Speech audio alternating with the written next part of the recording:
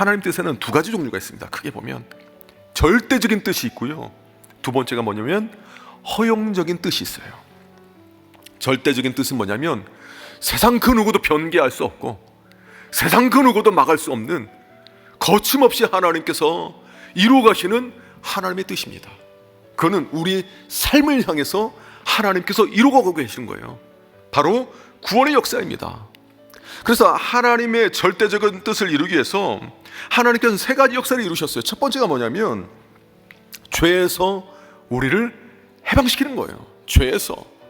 또한 하나님 절대적인 뜻을 이루기 위해서 두 번째로 행하셔야 될 것이 뭐냐면 우리의 죄를 조장하는 마귀를요 깨버리시고 그를 결박해서 마침내 마지막 그 순간에 그를 심판하시는 것이 하나님 뜻이에요.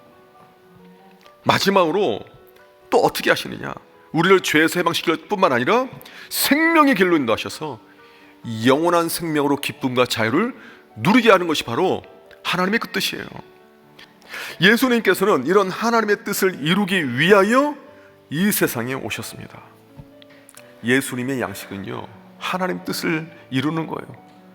예수님을 보내신 하나님의 뜻을 행하는 거, 그의 뜻을 온전히 이루는 것이 예수님의 양식이라는 거예요. 우리도 그것이 바로 우리의 양식이 되어야 되지 않겠습니까? 그래서 하나님의 뜻이 하늘에서 이루어진 것 같이 이 땅에도 이루어지게 하옵소서. 이 기도 중요한 기도예요.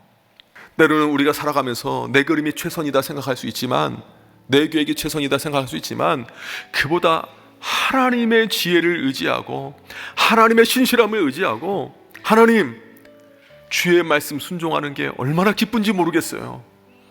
때로는 내가 부족해서 온전하게 순종하지 못하더라도 내 인생의 방향은 하나님의 계획대로 살아가는 것입니다.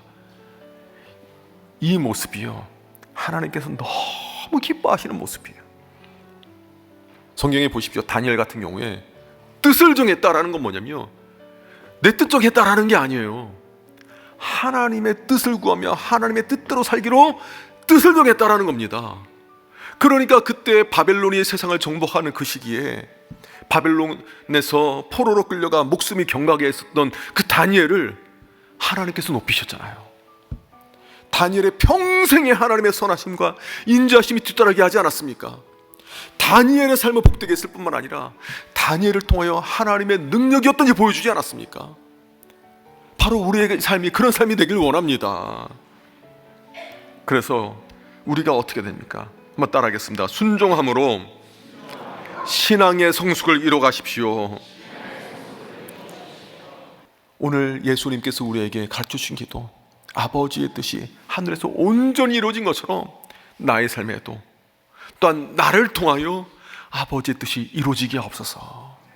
이 기도 제목 붙들고 오늘도 믿음 안에서 평안의 길을 걸어가고 승리하시는 잠실세내교회 모든 성도님들 되기를 주님의 이름으로 축복합니다.